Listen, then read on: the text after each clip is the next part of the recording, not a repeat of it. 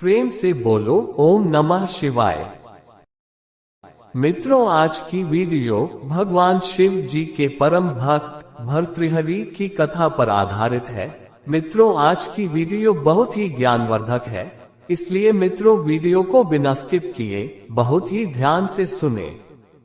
मित्रों, अगर आप भी भगवान शिव के सच्चे भक्त हैं तो कमेंट में ओम नमः शिवाय जरूर लिखें। एक बार की बात है, जगत जननी माता पार्वती ने एक भूखे भक्त को शमशान में चिता के अंगारों पर रोटी सेंकते देखा तो उनका कलेजा मुंह को आ गया।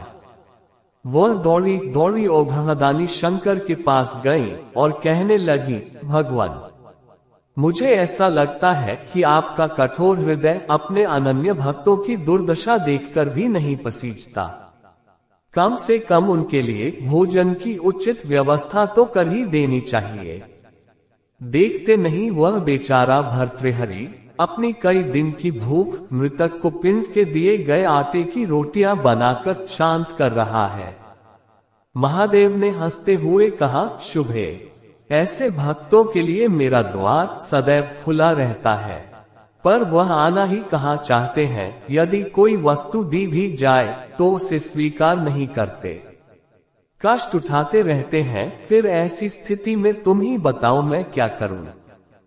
मां भवानी अचरज से बोली, तो क्या आपके भक्तों को उद्रपूर्ति के लिए भोजन की आवश्यकता भी अनुभव नहीं होती? भगवान शिव जी ने कहा, परीक्षा लेने की तो तुम्हारी पुरानी आदत है। यदि विश्वास न हो तो तुम स्वयं ही जाकर क्यों न पूछ लो, परंतु परीक्षा में सावधानी रखने की आवश्यकता है। भगवान शंकर के आदेश को देर थी कि मां पार्वती भिखारिन का छद्मवेश बनाकर भर्तृहरि के पास पहुंची और बोली, बेटा, मैं पिछले कई दिन से भूखी हूँ, क्या मुझे भी कुछ खाने को देगा? अवश्य। भर्तृहरि ने केवल 4 रोटियां सेंकी थी, उनमें से 2 बुढ़िया माता के हाथ पर रख दी। शेष 2 रोटियों को खाने के लिए आसन लगाकर उपक्रम करने लगे। भिखारिन ने दीन भाव से निवेदन किया, बेटा, इन 2 रोटियों से कैसे काम चलेगा?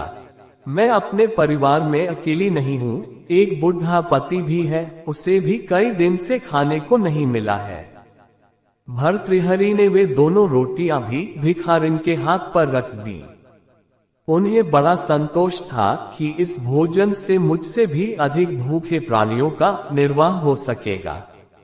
उन्होंने कमंडल उठाकर पानी पिया, संतोष की सांस ली और वहां से उठकर जाने लगे। तभी आवाज सुनाई दी, वत्स, तुम कहाँ जा रहे हो? भर्तृहरि ने पीछे मुड़कर देखा, माता पार्वती दर्शन देने के लिए पधारी हैं।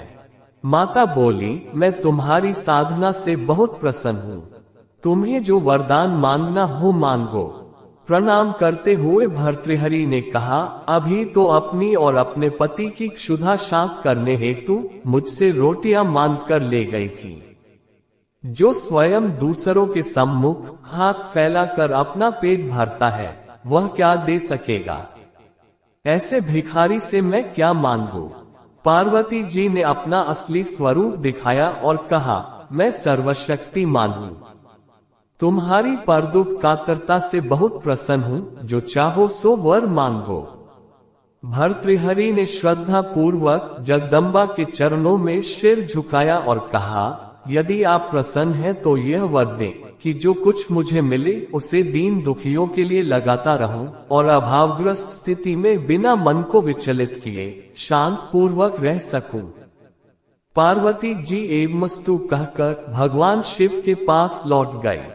त्रिकालदर्शी शंभु ये सब देख रहे थे। उन्होंने मुस्कुराते हुए कहा, भद्रे, मेरे भक्त इसलिए दरिद्र नहीं रहते कि उन्हें कुछ मिलता नहीं है, परंतु भक्ति के साथ जुड़ी उदारता उनसे अधिकाधिक दान कराती रहती है और वे खाली हाथ रहकर भी विपुल संपत्तिवानों से अधिक संतुष्ट बने रहते हैं।